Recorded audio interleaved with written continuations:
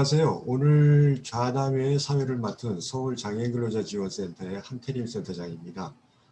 좀 전에 끝났던 1부에서는 장애유형별 고용유지 방안에 대해서 들어봤습니다.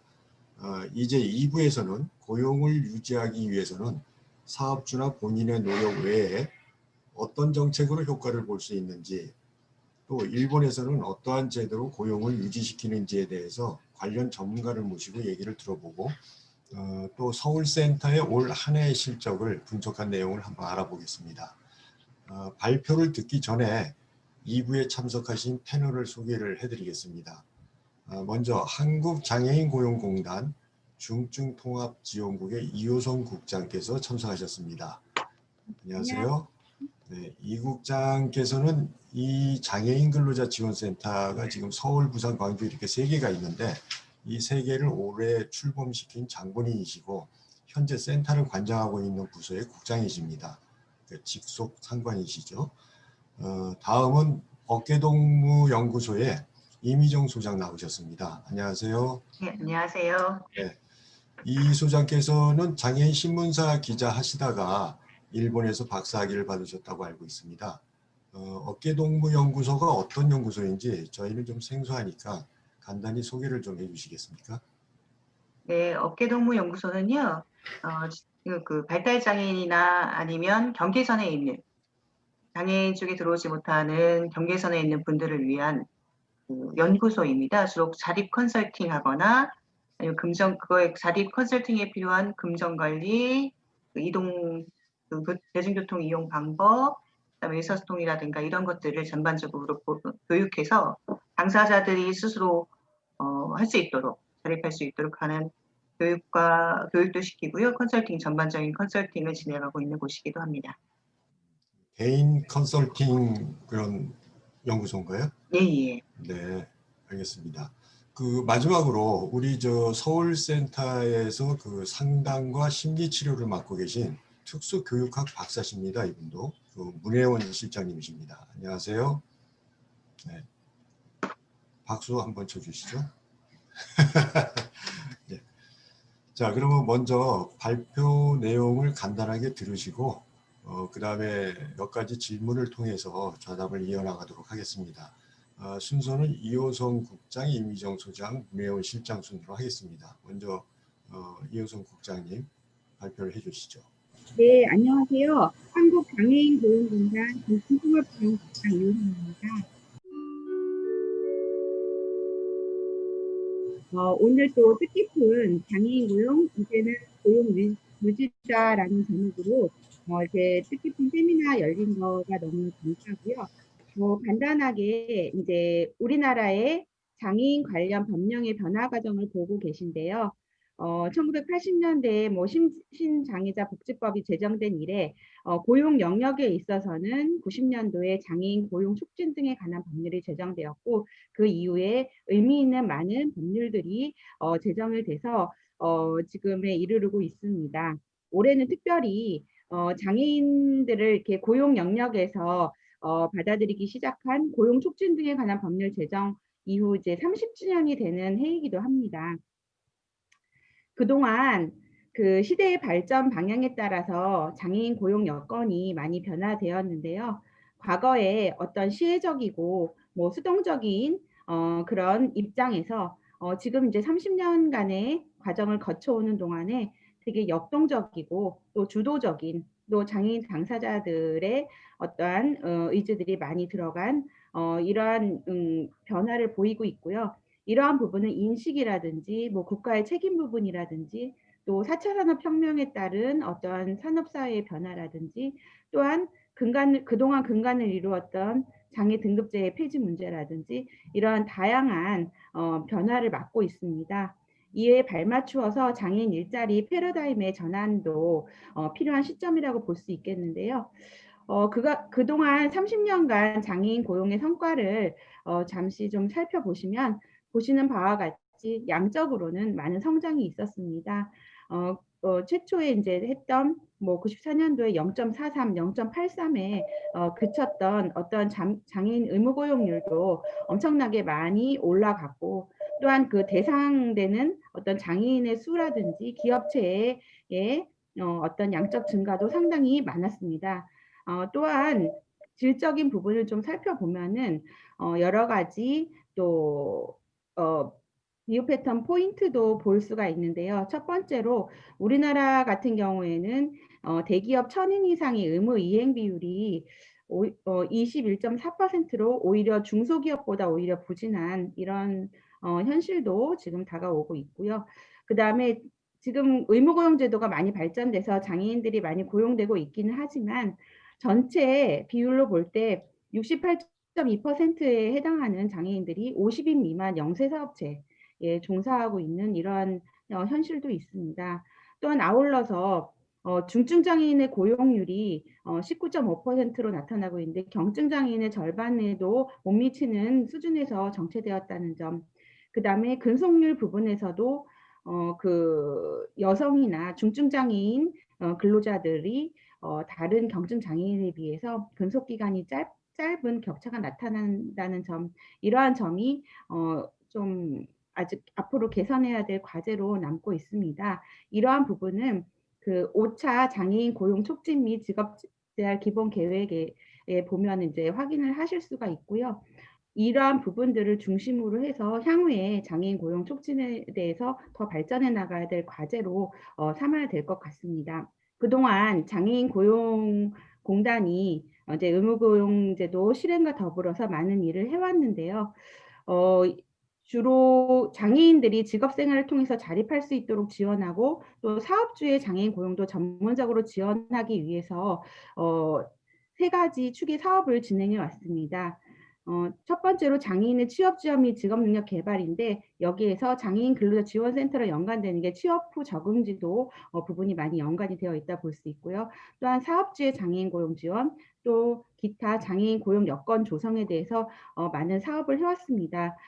그런데 향후에는 지금 장애인들의 어떤 특성, 유형별, 연령별 특성이 서로 다르게 뚜렷하게 이제 나타나는 부분이 있기 때문에 유형별, 연령별, 다른 경제활동 특성에 맞는 그러한 서비스를 세분화해야 될 필요가 있고요. 기업도 규모별, 업종별, 기업 특성을 고려한 고객 세분함이 맞춤형 정책이 필요한 과제를 안고 있습니다.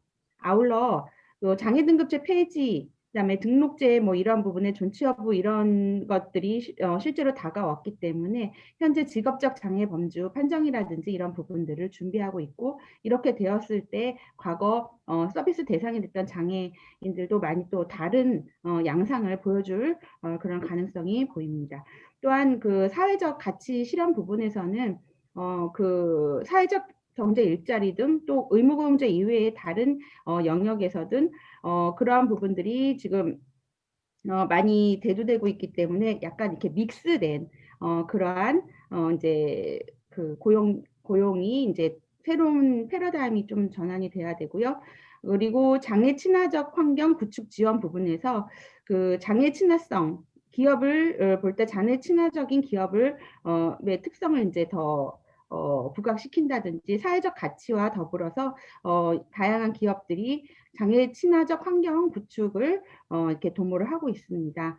이런 상황들을 볼 때 전체적으로 현재 입직 취업 위주에서 고용의 질 향상 및 고용 유지로 서비스 방향 전환 필요성이 많이 대두가 되고 있는데요.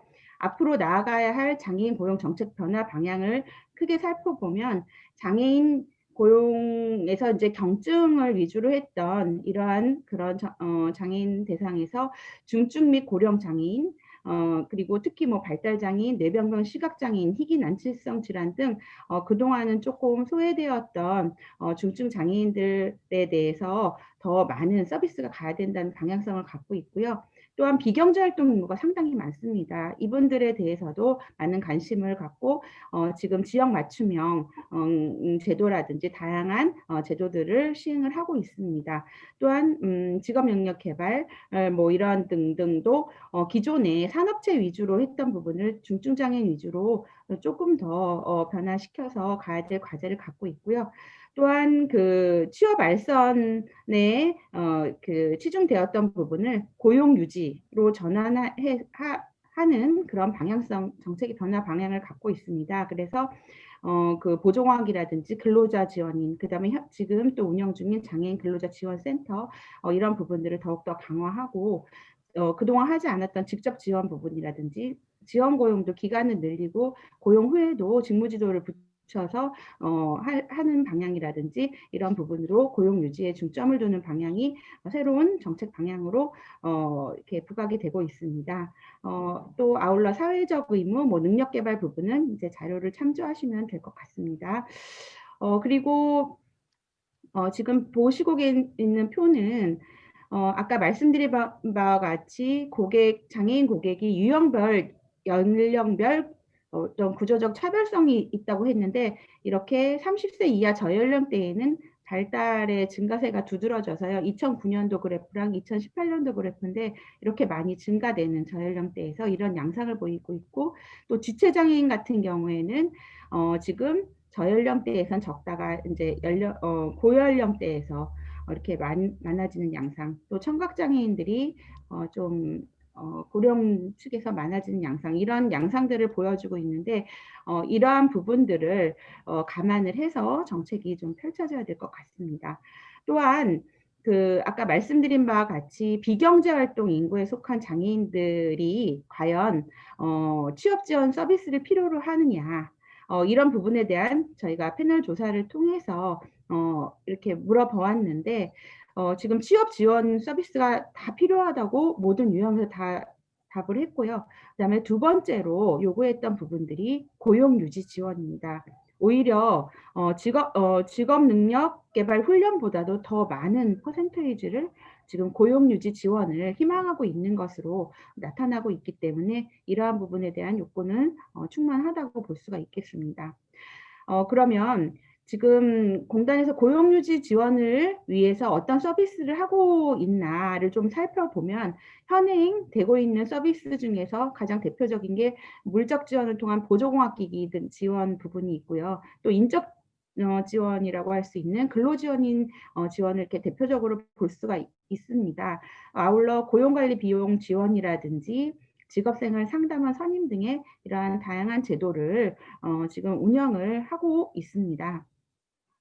먼저 최근 가장 많이 증가하고 있는 근로지원인 부분을 보시면은 중증장애인이 핵심 업무 수행 능력을 보유했으나 장애로 인해서 부수적인 업무 수행이 어려운 경우 근로지원의 도움으로 업무를 수행할 수 있도록 하는데, 최근에 이제 그동안 지원되지 않았던 발달장애인 영역에까지 근로지원인이 다 투입이 됨으로 인해서 지금 948억에 대한 예산이 지금 들어가고 있고 지금 그 인원수도 많이 늘어나고 있는 상황입니다.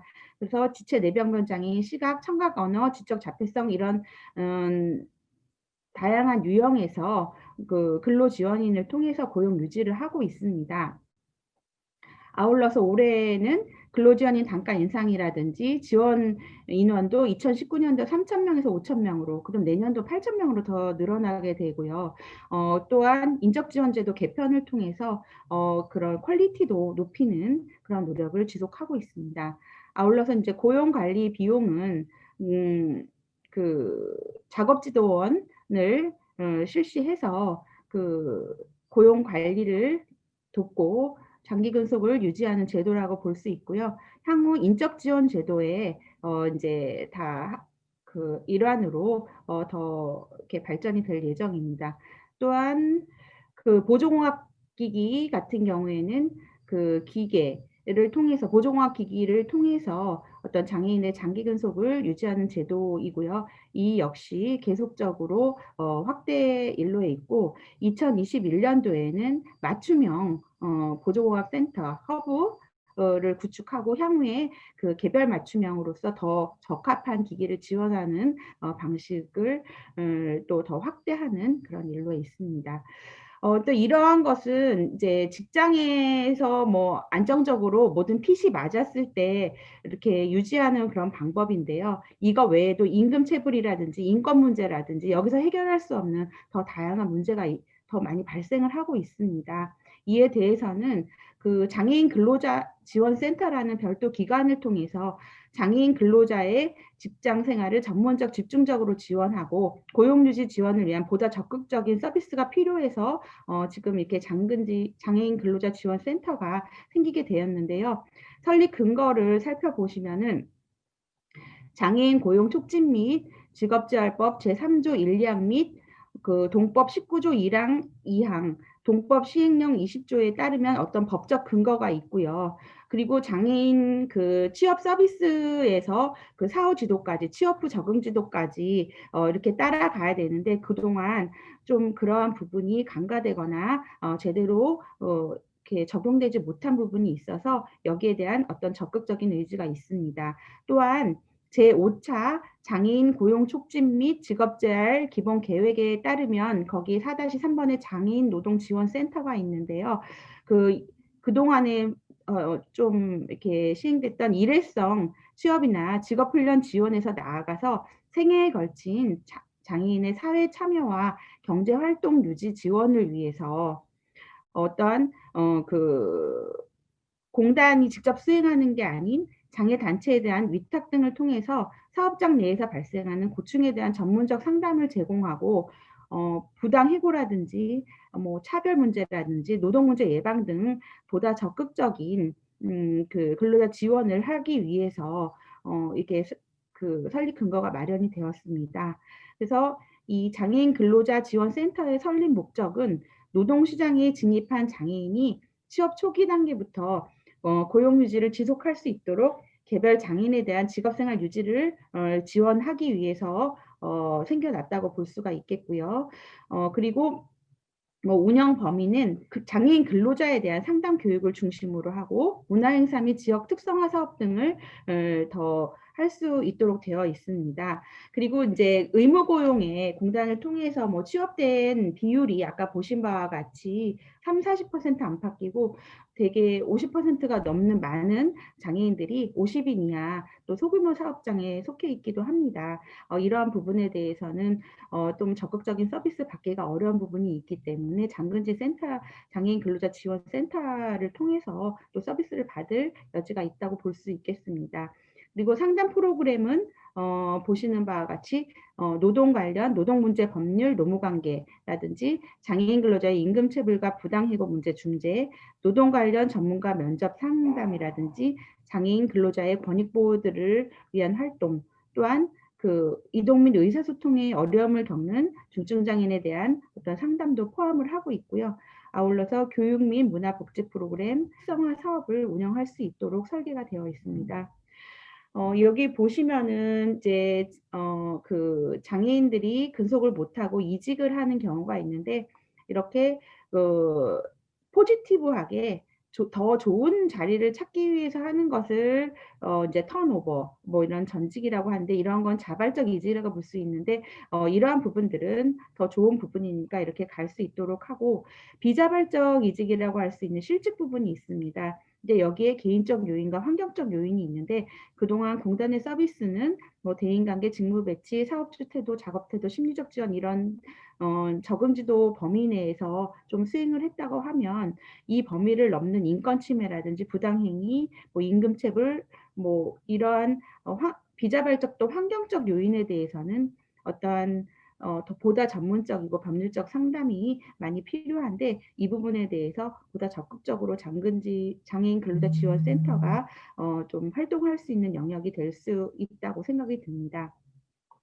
2020년도에 서울과 광주, 부산 세 곳에 문을 열었고 내년도에 경기, 대전, 대구 이렇게 그 세 곳이 추가로 개소가 돼서 지금 지역 본부가 있는 6곳에는 이렇게 매칭을 해서 장애인 근로자 지원 센터가 개소될 예정인데요. 지금 처음 개소되었지만 서울을 중심으로 해서 정말 다양한 활동을 보여주고 계시고요. 향후에 추가 건립과 아울러서 내용적인 측면에서도 보다 큰 발전이 돼서 장애인 근로자분들이 혼자 힘들어하지 않고 직업 유지를 할 수 있는 든든한 파트너로서 자리매김하기를 바라며 저희들도 함께 같이 돕고 뛰고 그렇게 하겠습니다. 예, 이상으로 간략하게 발표 마쳤습니다. 감사합니다. 고맙습니다. 자, 다음은 우리 이미정 소장님 발표 있으시겠습니다. 저는 주로 이제 장애인 근로자 고용 유지 방향과 실제 사례에 대해서 좀 말씀을 드리려고 합니다. 외국의 많은 나라의 사례들을 다 설명드리기는 어렵고요. 왜냐하면 그 나라의 역사적 배경이라든가 이런 부분이 있어서 제가 다 설명드리기에는 한계가 있을 것 같고, 제가 공부한 일본의 상황들을 좀 더 자세하게 볼 수 있었기 때문에 그 내용을 중심으로 좀 설명을 드리려고 합니다. 일본의 장애인 근로자 고용 유지를 위한 방법이라고 할까요? 방안을 크게 세 가지로 좀 분류를 하자면, 적절한 직무 배치, 적절한 환경과 지원, 노동에 대한 적절한 보상. 이 세 가지 부분이 좀 지적돼서 이루어지는 부분을 좀 볼 수 있습니다. 좀 자세하게 설명을 드리면, 이거 이제 직업 능력 평가에 대한 기준들 마련하고 이걸 활용하는 방법이 있는데, 이 부분에 있어서는 이건 꼭 장애인만 해당되는 것은 아닙니다. 모든 이제 일본에 있어서 직업을 분석하거나 할 때 직업 능력 평가 기준이 현재 마련되어 있어서 이 기준에 따라서 뭐 예를 들면 직업 능력을 향상시키는 촉도로 사용되기도 하고, 기관에 따라서는 이거는 임금을 결정하는 데 있어서 조절할 때 활용하는 형태로 이루어지고 있습니다. 이 내용들은 장애인뿐만 아니라 비장애인들 광범위하게 지금 사용되고 있는 거고요. 그래서 이 직업 능력 평가라는 부분들은 왜 이제 직업 능력을 좀 보냐면, 개인의 능력뿐만 아니라 그 일을 하고 있는 상황이나 상태에 따라서 어떤 일을 하느냐, 어떤 일을 하고 구체적으로 무슨 업무를 담당하고 있느냐에 따라서 본인이 갖고 있는 능력이 다 발휘가 될 수도 있고 그렇지 않을 수도 있는 부분이기 때문에, 이 부분을 직종과 직무별로 구체적으로 세부적으로 내용들을 분석하고 그에 따른 구체적인 내용들을 명시해 놓고 있습니다.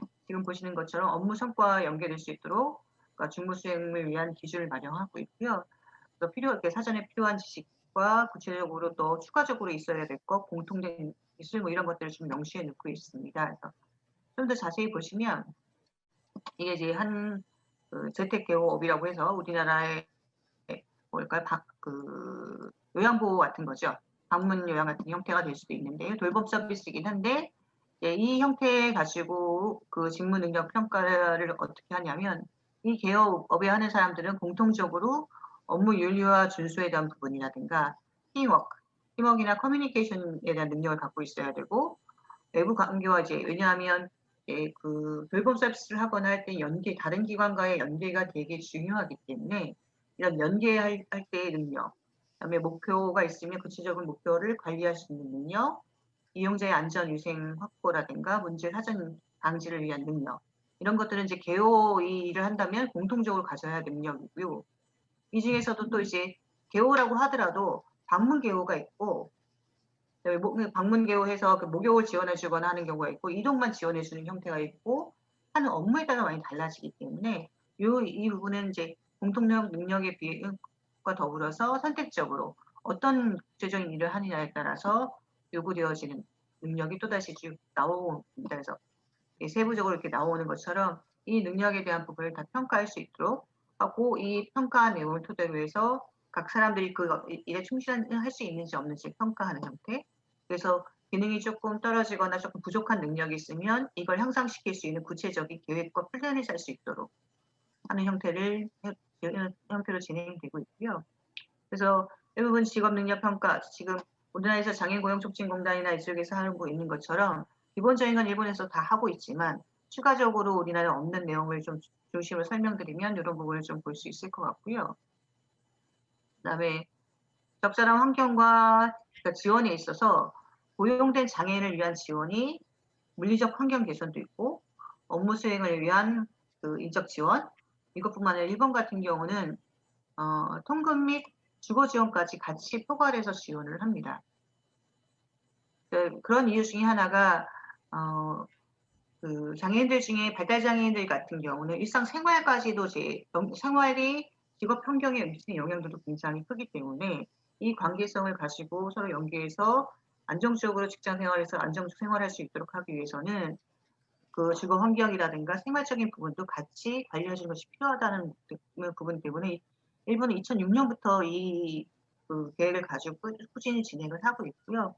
그런 측면에서 이제 통근 지원이나 주거 지원도 같이 포괄되는 부분들이 있습니다.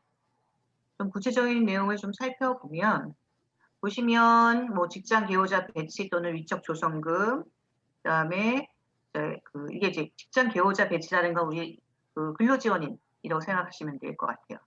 그 근로지원을 직접 배치를 할 수도 있고 아니면 위촉해 가지고 지원할 수 있도록 하는 이런 부분들이 있고요. 그리고 이제 계속 지원하는 데 이게 이제 장애 유형별로 좀 차이가 있고 그다음에 사무 업무를 하는 거냐, 사무 업무 이외의 것을 하느냐에 따라서 조금 금액들이라든가 이런 것들이 차이가 있습니다. 보시면 이제 주로 대상들은 2급 이상의 시각장애인, 상지 기능 장애라든가 뭐 이런 부분들, 요 이제 구체적인 대상을 좀 놓고 있고요.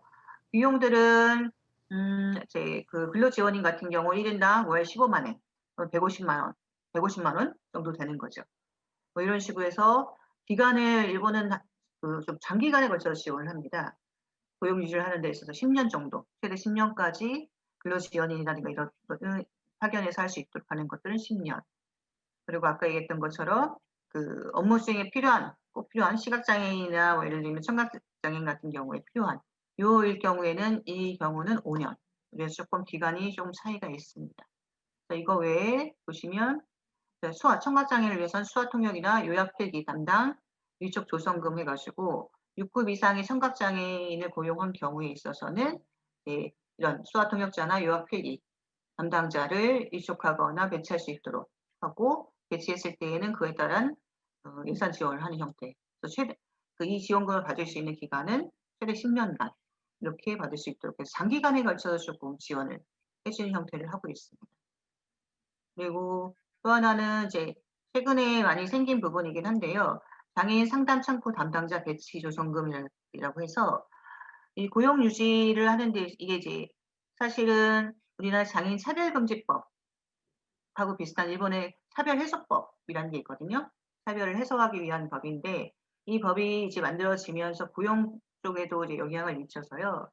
장애인을 이제 예를 들면 고용을 하거나 고용 과정이라든가 그다음에 임금 관련 근로계약 관련 과정이라든가 업무 환경에서 차별이나 이런 것들을 이루어지면 안 되기 때문에 그걸 해소하기 위해서 각 그 사업체에는 그 장애인 상담 담당자를 배치하도록 되어 있습니다. 그래서 그 장애인이 고용됐다 하면 고용해서 업무 배치 전에 무엇이 필요한지, 본인한테 어떤 것들이 필요한지 물어보고 그거에 따라서 이제 그 사업체에서 해줄 수 있는 것이 무엇인지, 그리고 이게 서로 합의를 하는 과정들, 이 과정을 거쳐서 구체적으로 저기 보신 것처럼 물리적으로 공간의 확보가 필요한 건지, 휠체어를 다닐 수 있는 화장실 개조가 필요한 건지, 아니면 높낮이형 책상이 필요한 건지, 아니면 수학 통역사가 필요한 건지, 이걸 구체적으로 확인하는 과정들을 거치도록 합니다.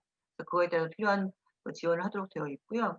또 하나 이제 여기서는 그 직장 내에서 발생하는 여러 가지 문제들, 뭐 인권 침해적인 문제라든가, 예를 들면 여러 학대 문제라든가 이런 것들이 발생했을 때에는 이 그 장애인 상담 전담 인력이라고 하죠. 이 그 담당자가 이거에 대한 상담과 이후에 이제 관련된 부분들을 다 담당하도록 하고 있습니다. 그래서 모든 사업장에 한 명씩 다 그 장애인들이 고용한 사업장에는 모두가 배치를 해야 되는 상황입니다.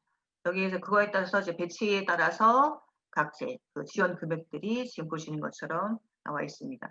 그래서 인력을 배치하는 것뿐만 아니라 이 상담 창구의 그 담당자가 사실상 장애인 이해도가 없거나 이러면 좀 문제가 되기 때문에 이 부분을 개선하기 위해서 담당자들이 연수를 가서 그 교육을 받을 수 있도록 하는 그 연수 비용도 지원되고요. 또 이것들을 실질적으로 전담할 수 있게끔 교육하는 기관들 위탁할 수 있게끔 운영을 할 수 있도록 하는 지원금도 마련되어 있는 상태입니다. 그리고 이제 통근 지원과 관련해서는 예를 들면 버스 차량과 출퇴근 지원이라고 생각하면 될 텐데, 이 출퇴근 형태가 예를 들면 신체적인 기능상에 있어서 장애가 있는 경우하고 그렇지 않은 경우 여러 가지 형태가 나누기 때문에 이 조성금에 있어서 출퇴근과 관련된 지원금이 굉장히 많습니다. 그래서 보면 통근버스 구입할 경우 이거는 보통 이제 그 근로장애인이 몇 명 이상이라는 그 기준이 있긴 한데, 그런 통근버스 구입 비용, 그리고 그 통근버스 그 종사자, 예를 운전자 있죠. 운전하는 사람에 대한 비용. 그리고 또 그 운전자도 있지만 중증장애 장애인들이 버스를 탔을 때 옆에서 서포트해 줄 수 있는 지원자가 필요하기 때문에 이 지원자에 대한 부분도 별도로 지원할 수 있도록 지원금이 조성이 되어 있습니다. 배치할 수 있도록 하고요. 또 하나는 이 차가 있어도 실제 주차할 수 있는 공간이 없어서 여러 가지 어려움을 겪는 경우나 뭐 이런 부분이 있기 때문에 주차장 임대에 대한 비용까지도 지급을 하고 있는 상태입니다. 그래서 이런 부분에 있어서 이분 같은 경우는 차량 이동이라든가 이런 부분까지 포괄적으로 하고 있는 부분이 있고요. 그리고 지금 보시는 것처럼 차량을 뭐 우리도 이거는 있긴 하지만 차량 구입할 때 이제 그 비용이 지원되고 있는 상태입니다.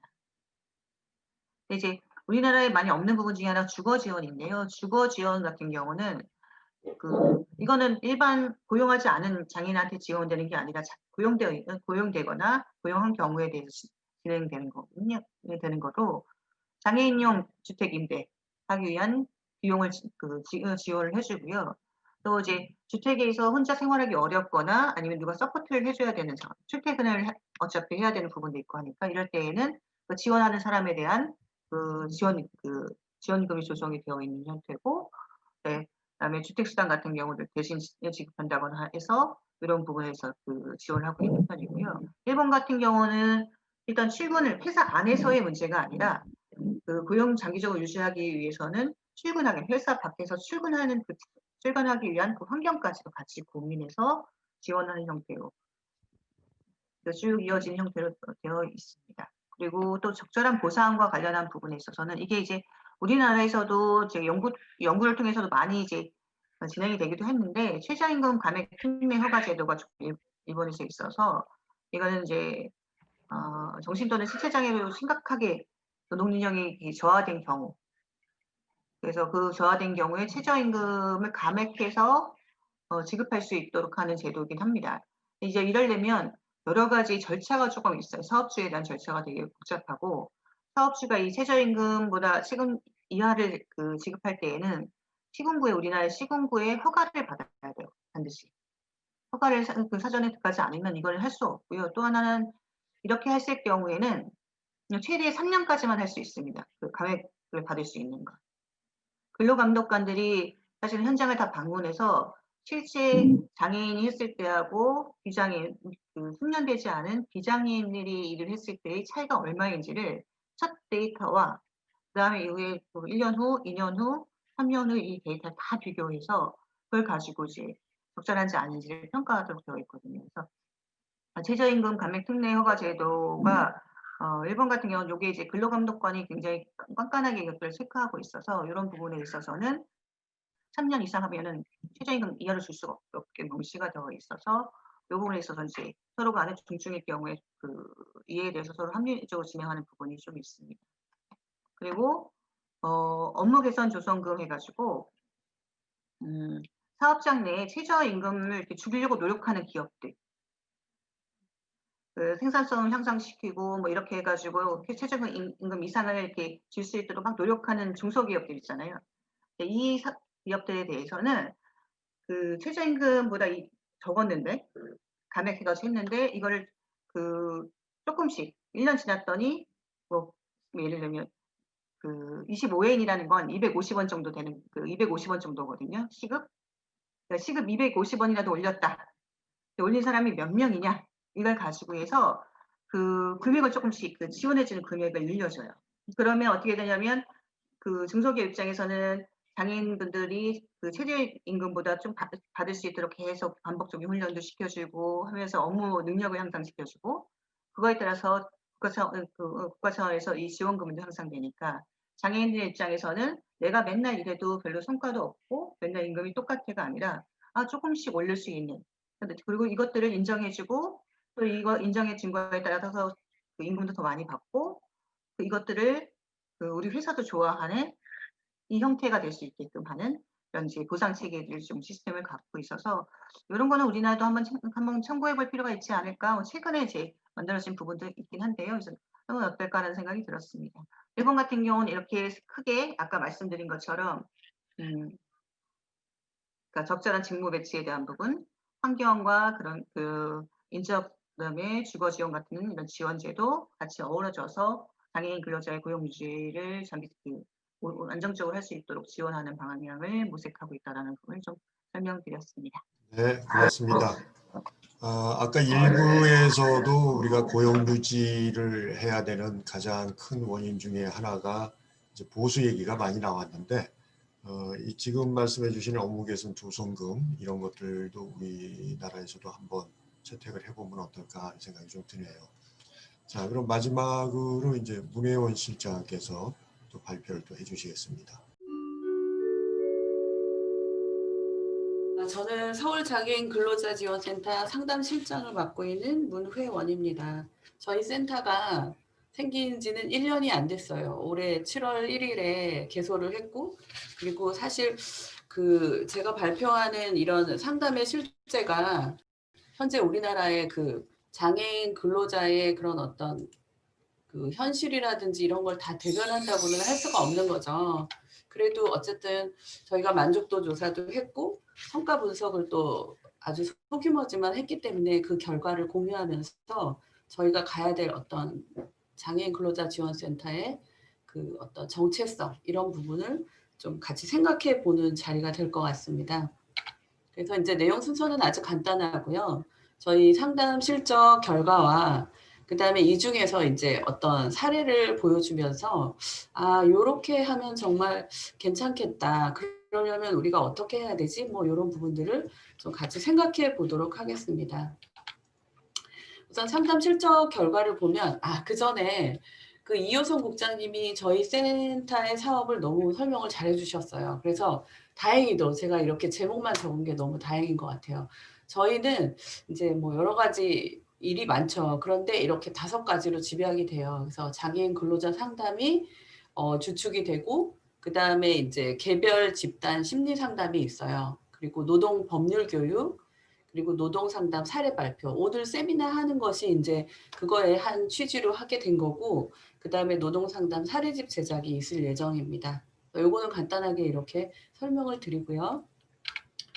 저희 이제 상담은 7월 1일부터 11월 30일까지 이렇게 이루어졌죠. 그래서 한 5개월 정도 상담이 이루어졌는데 이거는 이제 서울 센터만의 실적이에요. 그래서 보시면 전화 상담과 방문 또 온라인 상담 이렇게 나눠져 있는데 온라인 상담이 참 적어요. 그리고 이제 대부분 전화 상담을 주로 해주셨고 코로나라는 이제 특별한 상황도 좀 반영이 된 것 같아요. 19 이렇게 이제 상담이 이루어졌습니다. 방문 면접은.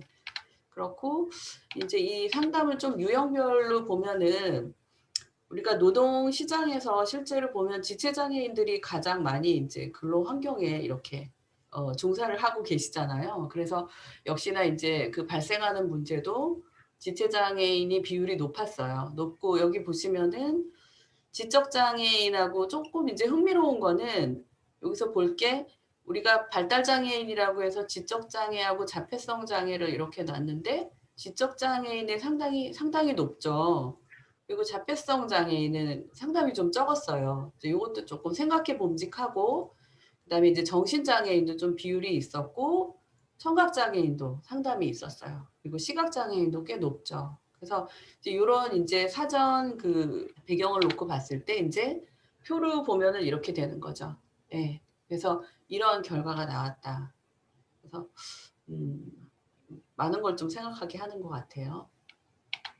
그래서 이제 이런 상담을 가지고 뒤에 내용을 좀 말씀을 드릴 텐데 그 전에 이게 이제 한국장애인고용공단 본부에서 서울, 부산, 광주의 이제 어떤 사례를 놓고 직접 이제 전화를 하셔가지고 성과 분석이나 만족도 조사를 하신 거예요. 그래서 제가 따끈따끈한 정보를 좀 받았는데 이 성과 분석은 뭐냐면 저희가 전화든 면담이든 온라인으로 상담을 해주고 나서 1개월이 지난 이후에 이분들이 이제 어떻게 생활을 하고 있는지를 저희가 조사를 한 거예요.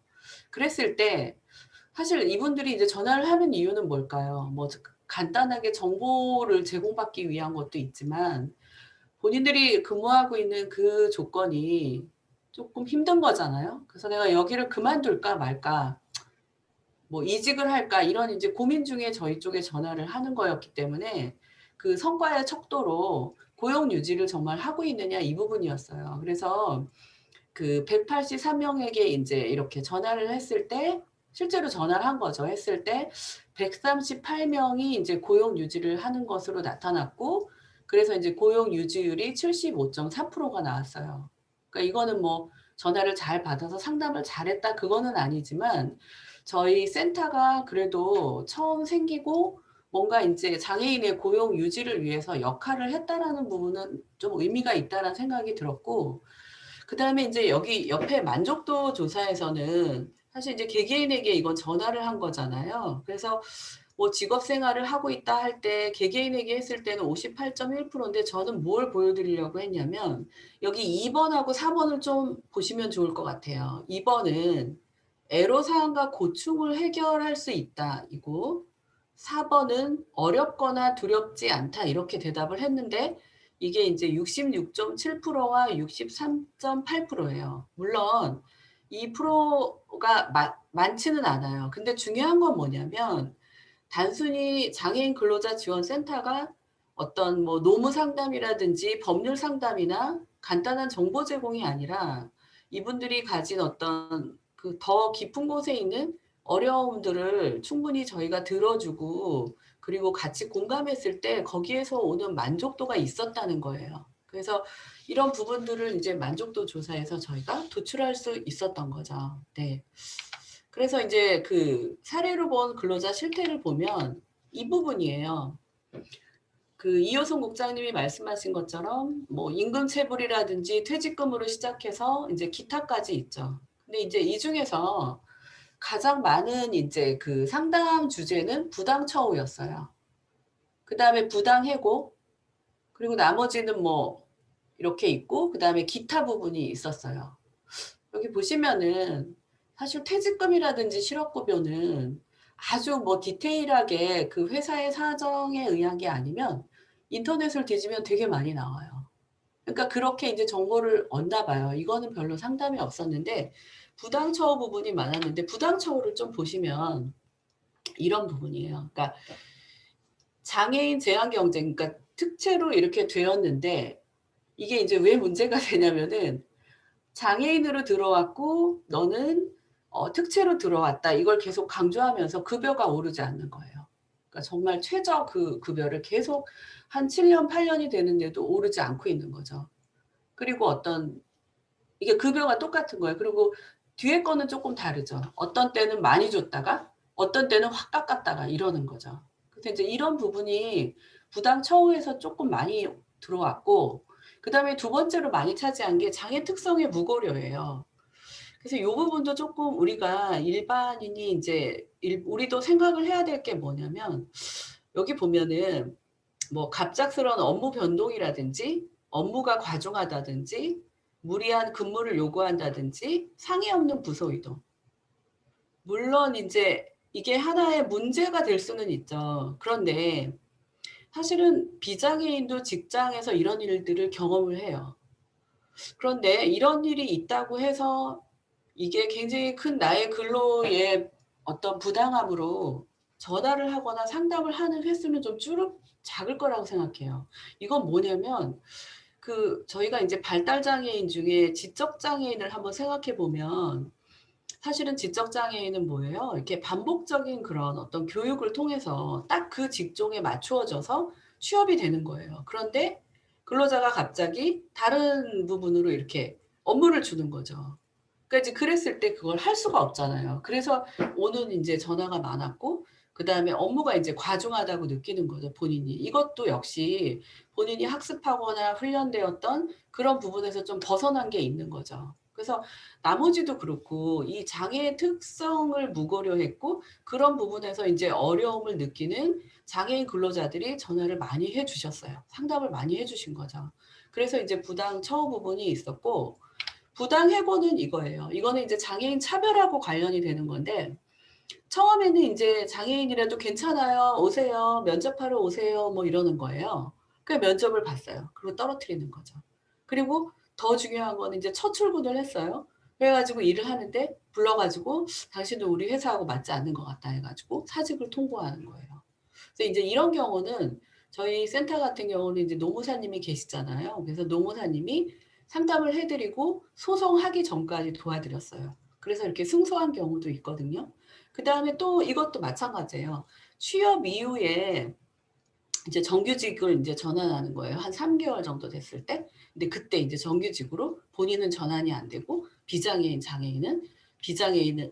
비장애인은 뭐예요? 정규직으로 전환이 되는 거죠.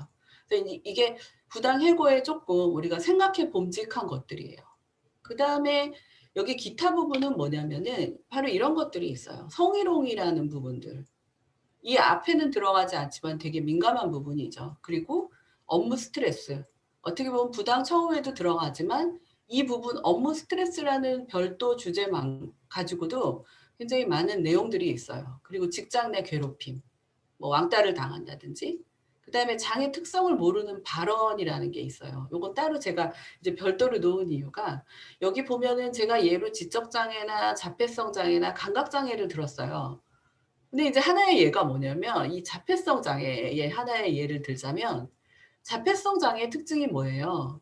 우리가 사회성이 부족하니까 눈 마주침이 잘 안 되고 또 언어적으로 문제가 있고 뭐 어떤 친구는 뭐를 하죠? 뭐 상동행동을 하는데 위에 상사가 그렇게 얘기를 한 거예요. 아니 자네는 항상 왜 상사를 보면은 눈을 마주치지 않고 눈을 이렇게 내리고서는 다녀. 정말 문제가 있군. 이렇게 얘기를 한 거예요. 네, 그러니까 이거는 정말 많은 것들을 생각하죠. 근데 이분이 다행히도 자기의 그런 감정을 표현할 수 있는 분이어서 직접 전화를 해가지고 굉장히 울면서 이 부분을 막 호소를 하셨어요. 네. 그래서 이제 저희가 그런 부분도 있었고 또 우리가 요즘 화두인 도전적 행동 관련 이게 이제 너무 심해가지고 그 뭐죠? 옷감을 자르는 데를 갔는데 도전적 행동을 하는 게 뭐냐면 옷을 이렇게 다 재단해 놓은 거를 가위로 막 자르는 거예요. 그래서 이제 그게 문제가 된 경우도 있고 저희가 이제 취업에 관련된 걸로 재취업을 시키지는 않지만 취업 관련 의뢰로 해가지고 이런 부분도 기타에 이제 포함이 됩니다. 네. 그래서 이렇게 이제 상담이 이루어졌고요. 이런 상담을 통해서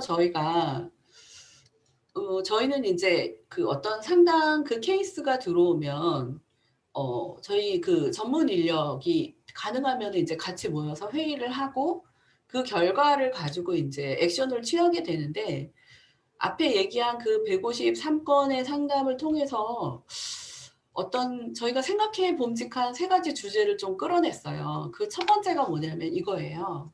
이건 뭐 이제 앞에 1부에서도 계속 강조를 하고 있는 부분인데 제가 그냥 읽어볼게요. 취업을 시키기 전에 15개 장애 유형에 따른 각 장애인의 어려움을 기업의 관리자나 직원이 정확하게 숙지할 필요가 있다라는 거죠. 제가 왜 이거를 썼냐면 그런 전화들이 많이 오지만 정말 장애인 당사자를 위해서 당장 전화해가지고 얘기하고 싶은 게 너무 많았어요. 예를 들면 그 자폐성 장애인 그런 특징을 몰라서 그런 경우는 정말 조금 이렇게 높았어요, 직위가.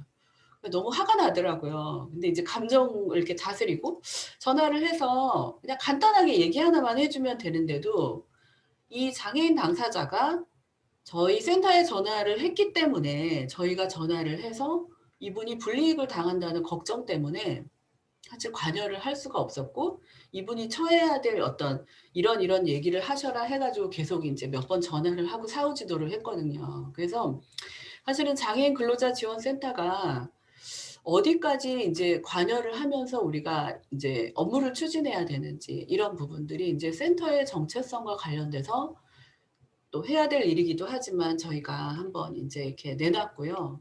그다음에 두 번째는 많은 부분들을 이제 저희가 그 어떤 장애인 당사자 입장에서 상담을 하지만 제가 이렇게 장애인의 문제를 이렇게 쭉 듣다 보면은 장애인 당사자가 문제가 있을 때가 있어요. 그러니까 뭔가 이렇게 그 자기 안에 그런 이제 장애인이기 때문에 겪는 어려움이 열등감으로 바뀌면서 약간 주의를 적대시하면서 나는 이제 피해를 보고 있다라는 생각을 하는 거죠. 그래서 이게 이제 또 장애 유형에 따라 또 조금 다른 특징으로 나타나요. 그래서 이제 직장을 그냥 그만두는 거예요. 그래서 장애인 당사자의 준비 부족과 부적응으로 인한 취업 실패가 있는 거예요. 고용 유지가 안 되는 거죠. 그래서 취업이 목적이 아니라 어렵게 취업한 곳에서 고용 유지를 지속할 수 있는 방법을 잘 몰라서 그리고 이분들이 어떤 그런 정말 준비를 하는 것이 제가 보기에는 뭐 윗사람에게 인사 잘하기 뭐 여러 가지 뭐 예절도 있지만 이분의 어떤 마음가짐이나 이런 안에서 이제 갖고 있는 그런 것들에 대한 것도 사실 좀 건드려 주면서 좀 뭐랄까 뭐 몇 번이라도 이렇게 뭐 교육을 받아가지고 들어가는 것들. 이런 부분의 장애인 당사자의 준비 이런 것도 사실 되게 중요하다. 이게 고용 유지에 이제 도움이 될 것이다. 이런 것들을 제가 이제 생각해 봤고, 세 번째는 이건 이제 뭐 항상 얘기하는 거잖아요. 우리가 뭐 모든 장애를 이야기할 때 원스톱 서비스를 얘기하는데 사실 산재적으로 오늘 이제 그 이미정 소장님도 나오셨지만 정말 이제 본인 개인이 발달장애인의 어떤 그런 개별적인 것들을 다 이렇게 알고 계시기 때문에 재단을 해주신단 말이에요. 그래서 이렇게 하는 것도 있고 또 어떤 데는 또 부분적으로 또 뭔가를 또 하고 이게 이렇게 산발적으로 이루어지고 있는데 이걸 정말 하나로 묶을 수 있는 뭔가 그 헤드쿼터 역할을 하는 것이 필요하고 그것을 통해서 발달장애인이 취업을 하기 전에 몇 주간의 그런 어떤 본인의 마음가짐이나 이런 거에 대한 교육을 받았냐 어디 가서 받아와라 라든지 그리고 그 뒤에 취업이라든지 이런 것들이 사실 되게 이제 우리나라가 굉장히 그 잘 많이 좋아진 것 같아요. 제가 이제 장애인으로 이렇게 살아온 그 때보다는 훨씬 많이 좋아졌는데 이제는 그거를 조금 엮을 시기가 되지 않았나. 그래서 장애인 근로자의 취업 이전과 이후의 체계적인 관리의 필요성이다. 그래서 장애인 취업 관련 기관에서 취업 이전 이후에 체계적인 관리 매뉴얼을 통한 일관성 있고 실질적인 관리 시스템이 절대적으로 필요하고 이거를 뭔가 이렇게 가운데서 이렇게 묶을 수 있는 헤드쿼터의 역할을 통해서 원스톱 서비스 정말 힘들지만 이제 이런 부분을 장애인 근로자를 놓고 우리가 이야기를 해야 되지 않나 해서 이렇게 이제 세 개의 논의점을 제가 이렇게 내놓았습니다. 자, 그래서 이제 모범 사례만 하면 끝나요. 저희가 이제 이런 정체성을 찾으면서 그래도 이거는 조금 괜찮아. 이 정도 하면 정말 우리가 그래도 많이 노력했지? 그러면서 조금 뭐 교만스러울 수도 있지만 이야기를 하면서 이제 어떻게 방향을 가져가야 되는지를 좀 이야기하고 싶어요. 여기 있는 분은 이제 뇌병변 장애시고 50대 여성이에요. 이분은 그 시청에 이제 장애인 일자리 사업에서 이제 선정이 돼가지고 그 A 보호 작업장에 이제 보조 역할로 1년 계약직으로 입사를 했어요. 근데 이제 여기에 입사를 해가지고 이 보호 작업장의 팀장하고 계속 갈등이 있는 거예요, 이분이. 그게 이제 힘들죠. 윗사람하고 갈등이 있으면 힘들잖아요, 직장 다니기가. 근데 이분이 이제 되게 힘들었고, 근데 그런 도중에 이 보호 작업장에서 이 장애인 일자리 사업을 반납한 거예요, 시청에다가. 그러면서 이제 다른 곳에 그 이제 남아있는 계약 기간은 다른 곳에 가서 일을 해라 해가지고 배치를 해줬어요. 근데 이제 이 내담자는 이 A 보호자업장이 이거를 취소한 게 자기가 너무 미워서 그런 거고 그렇기 때문에 문제가 있다 해가지고 지방노동위원회에 부당 이의 신청서를 제출한 거예요. 네. 그 이제 그러면서 저희 쪽에 이제 그 도움을 요청한 거죠. 물론 이 장애인 당사자의 입장에서 봤을 때 저희가 이제 충분히 이분 편에서 생각을 했는데 이분 편에서 생각을 하다 보니까 뭐가 문제일까요?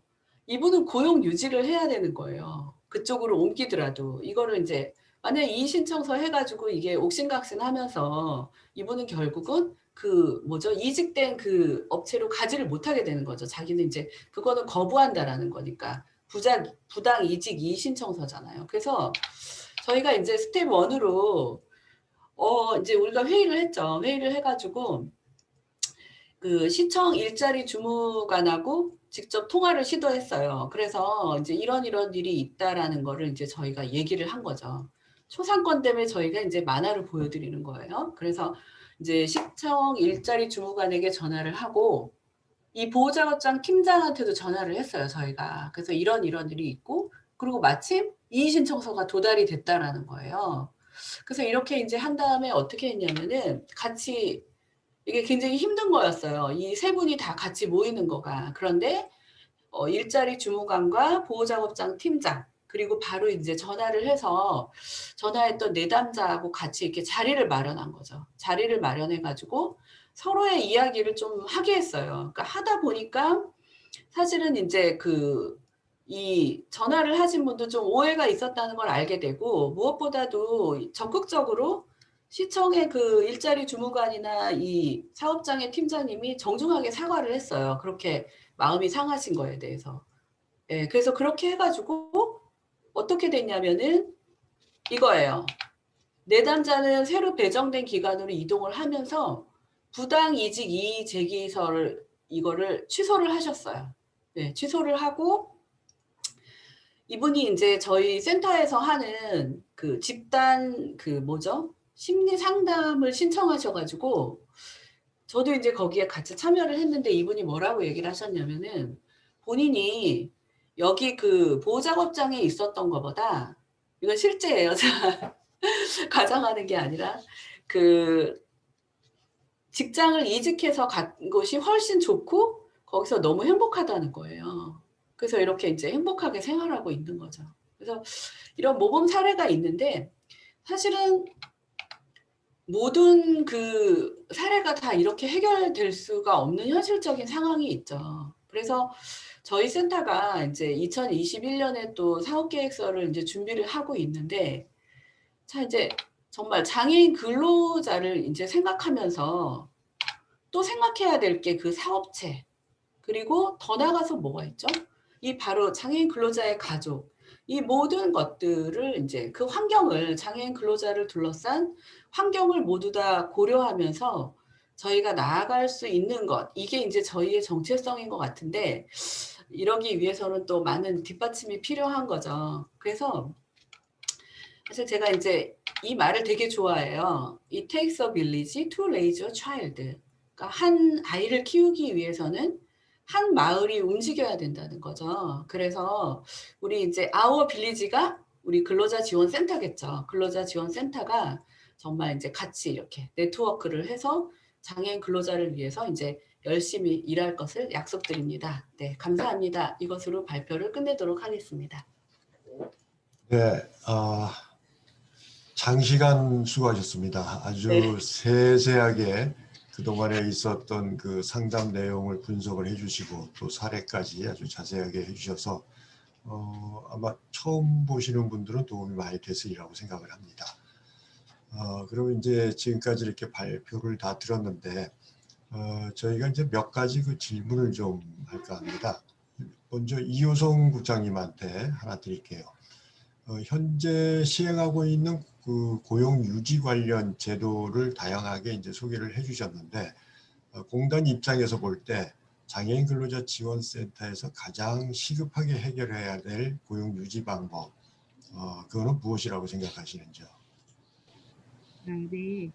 아까 문희원 센터실장님이 말씀해 주셨듯이 어떠한 그 장애인의 고용 유지를 위해서는 뭐 한 가지 뭐 꼭 중요하다 이런 것이 단선적으로 있는 것이 아니라 한 아이를 키우기 위해서 한 마을이 필요하고 또 구슬이 서말이라도 깨워야 보배라고 이러한 부분들을 좀 통합적으로 할 수 있는 어떤 그러한 부분이 필요한 시점이라고 생각합니다. 그러니까 최근에 그 방배동에 있는 발달장애인 그 사건이 아마 이렇게 들을 보셨을 텐데, 그 방배동에 있는 장애 모자가 있었는데 여러 가지 사회 시스템이 많음에도 불구하고 그 어머님이 돌아가신 지 7개월이 지나는 동안 아무도 발견하지 못했고, 거기 사회복지사와 무수한 프로그램, 방배동 참 우리나라 좋은 동네인데요.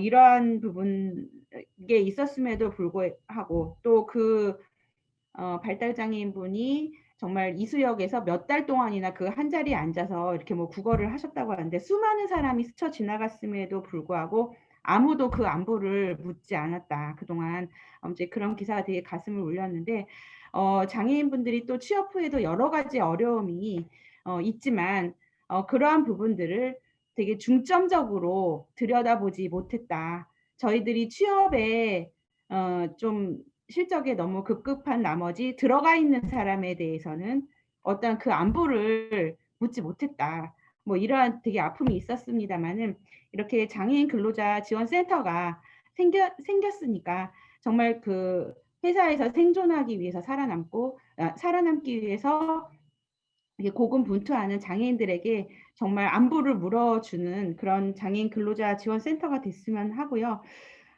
그리고 그 가장 중요한 거는 이런 센터가 있음에도 불구하고 그런 걸 알지 못해서 고통 속에 있으면서도 정말 수화기를 들지 못하고 상담을 의뢰하지 못하는 많은 근로자분들이 있을 것이라는 생각이 듭니다. 그래서 지금 상태에서 가장 중요한 거는 많은 장애인 근로자 여러분들이 장애인 근로자 지원 센터의 기능과 역할을 충분히 인지하고 어떠한 고민이 있을 때 손쉽고 마음 편하게 연락할 수 있는 어떠한 그런 분위기를 만들어 나가고 그런 게 중요하다고 생각이 들고요.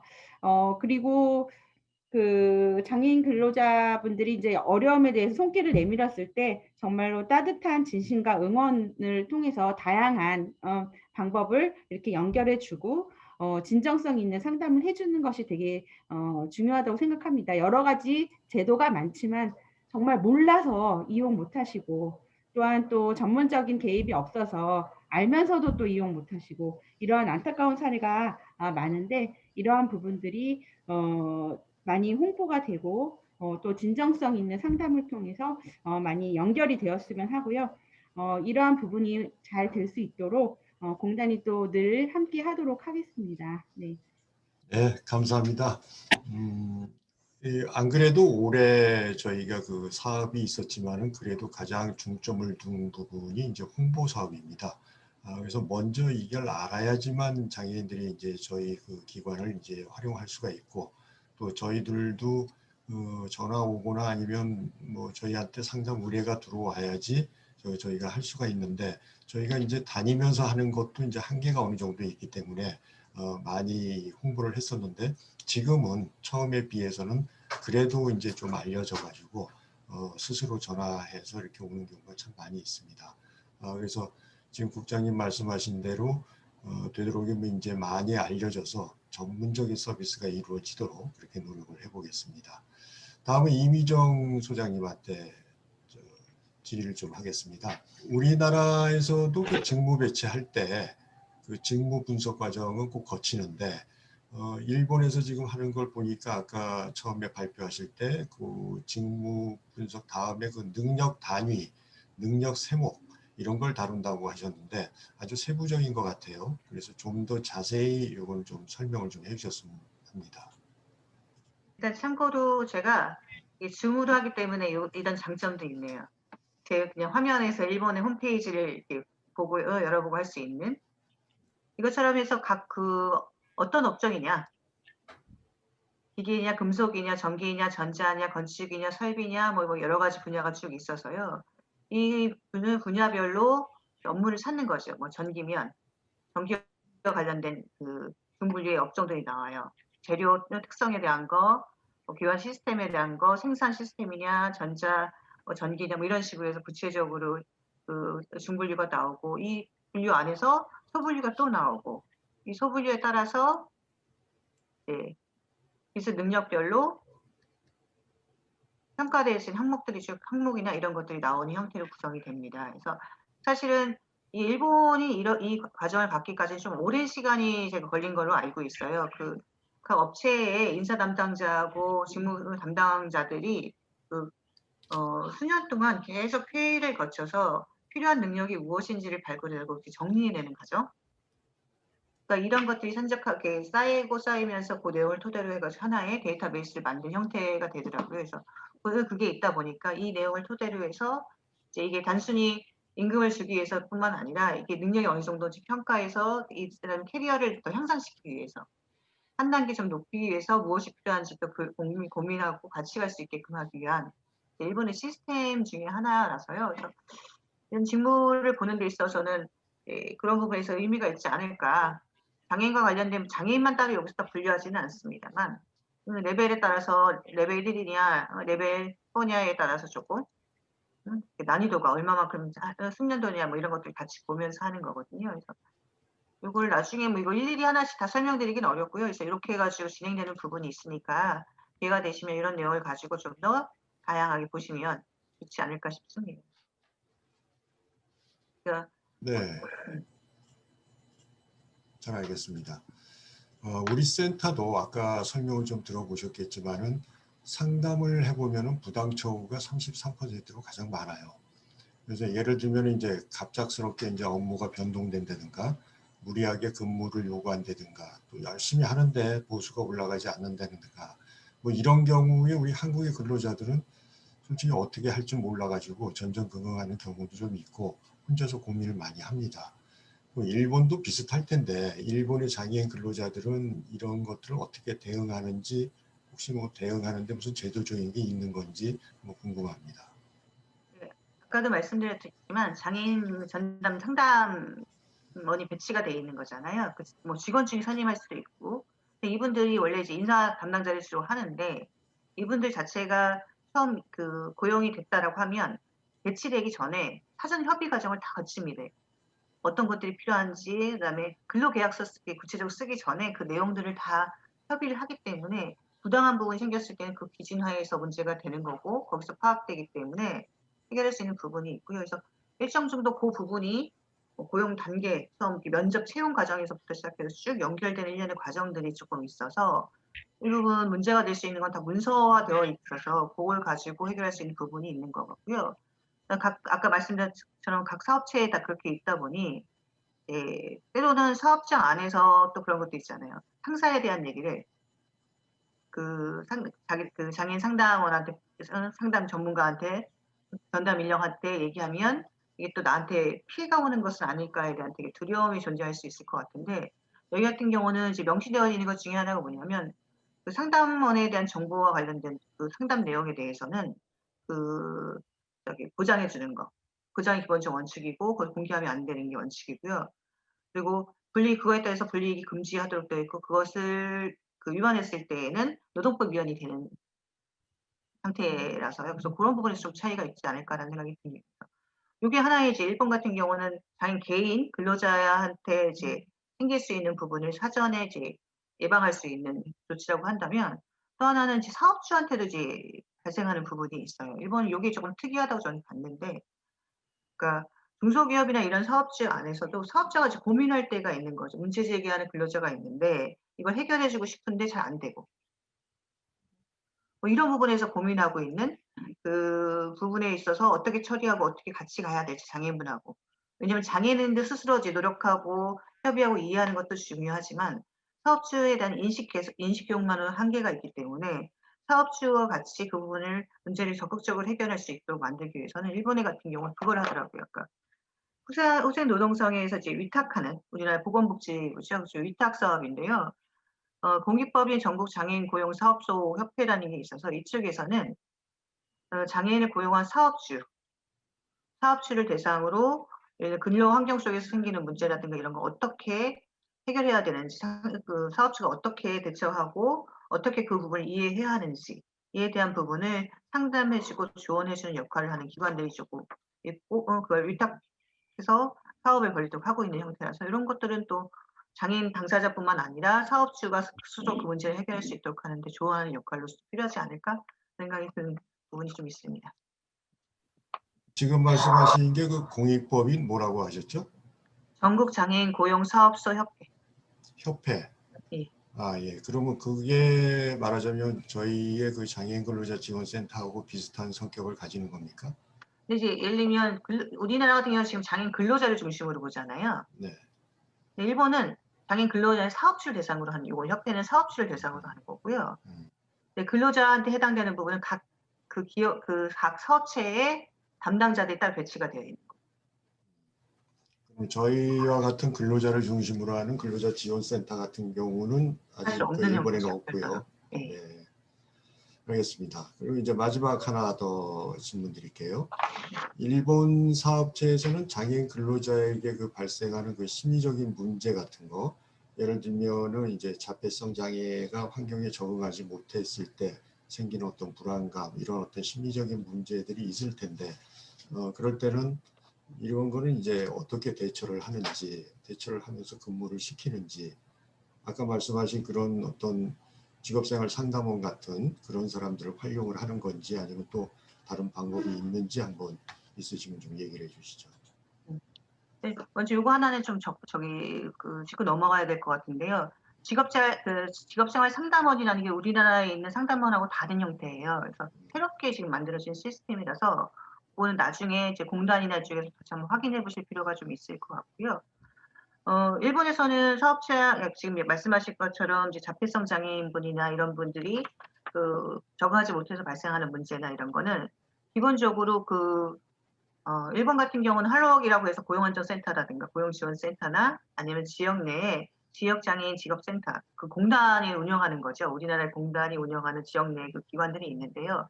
이 기관들이 기본적으로 그 플랜을 짜줍니다. 특성이라든가 이 사람의 특성이 뭐고, 일단 업무 지시를 어떻게 해야 되고 이런 것들 플랜을 다 짜서 각 업체에 제공을 해주기 때문에 업체에서 이 문제를 사전에 이해할 수 있는 부분이 있는 거죠. 이 사람의 특성 이런 부분이 있으니까 이거지 문제가 부정적인 행동이 발생할 수 있는 걸 사전에 예방할 수 있게끔 한다거나 업무 지시 방법을 장문이 아니라 단문으로 뭐뭐 핵심적으로 해주시고 이런 것들을 이렇게 가이드를 제시해서 주니까 이 사업체 입장에서 큰 부담이 없는 부분들도 있어요.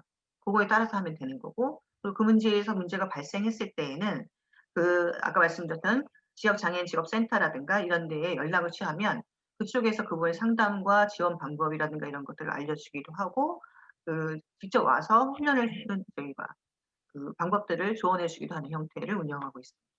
예, 잘 알겠습니다. 다음은 이제 문혜원 실장님한테 좀 질문 드리겠는데요. 우리 아까 분석을 아주 자세하게 잘 해주셨는데, 거기서 보면 이제 서울센터 사업 중에서 근로자 상담이 이제 주 사업인데, 이 중에서 집단 심리 상담하고 개별 심리 상담 이거를 지금 많이 하는 걸로 그렇게 보였는데, 이걸 좀 자세하게 좀 설명을 해주시죠. 네, 제가 이제 근로자 상담에 초점을 맞춰서 말씀을 드릴 이유는 심리 상담은 또 설명할 기회가 있을 것이다 이런 생각을 했었거든요. 저희 이제 주요 사업을 보면은 개별 집단 심리 상담이 있어요. 네, 이것도 이제 많은 고민을 하면서 저희가 진행을 하고 있는데, 아까 그 두 번째 제가 이제 얘기했던 부분, 뭐냐면 여기 지금 장애인 당사자가 장애로 인한 진짜 실제로 장애인이기 때문에 그걸로 인해서 굉장히 힘들어하고 또 장애인이기 때문에 힘든 부분이 또 가족과의 문제도 있고 여러 가지 개인 인생사가 있겠죠.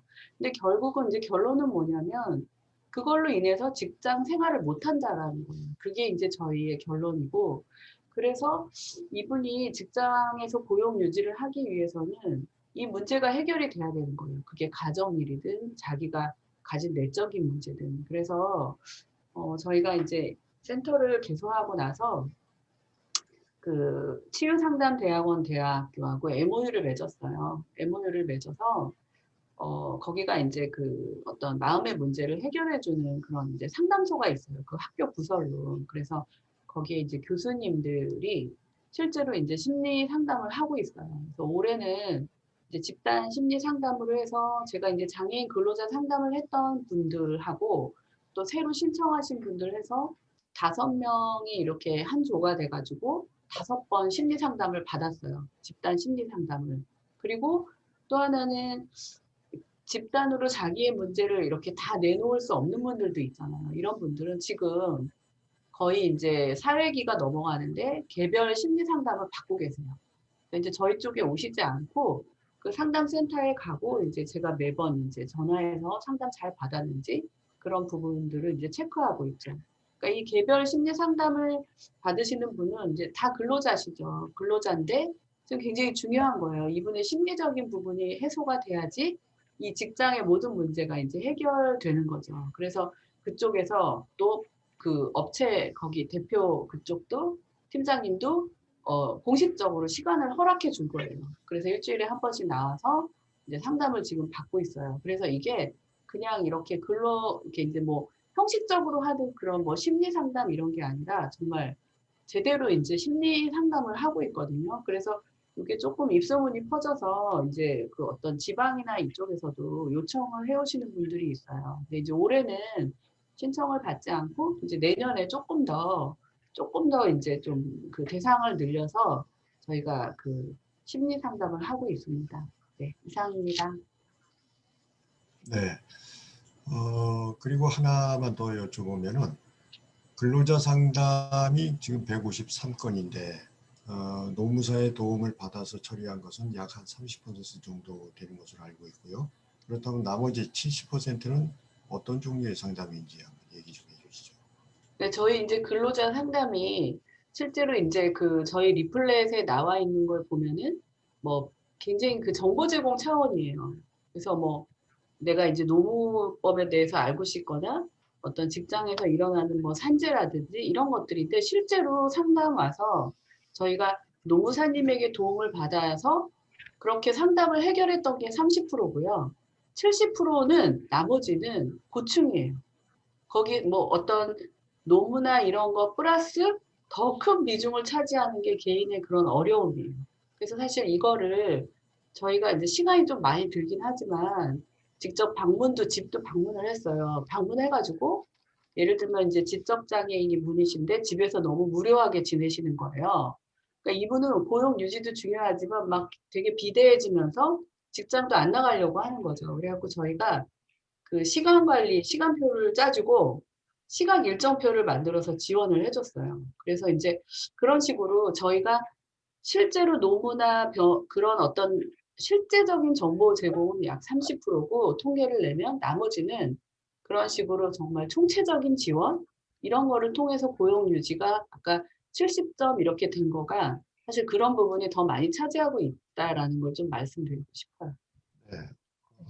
오늘 패널들의 말씀 잘 들었습니다. 지금 오전에 했던 그 일부에서는 고용 유지에 대해서 그 장애 유형별로 여러 방안을 들었습니다. 그리고 또 지금 하고 있는 이 2부에서는 공단의 이호선 국장께서 고용 유지를 환경적 요인하고 개인적 요인으로 접근해서 저희 지원센터가 나가야 할 방향에 대해서 말씀을 해주셨고, 또 임종 소장께서는 일본의 고용 유지 제도를 아주 상세하게 소개를 해주셨습니다. 저희 서울장애인 근로자지원센터는 오늘 각 패널들께서 조언해 주신 내용을 토대로 해서 고용을 유지할 수 있는 프로그램을 계속 개발해서 발전해 나가겠습니다. 오늘 참석해 주신 패널 여러분께 감사드리고 이것으로 이제는 고용 유지다는 주제로 마련한 좌담회를 마치겠습니다. 감사합니다. 고맙습니다. 감사합니다.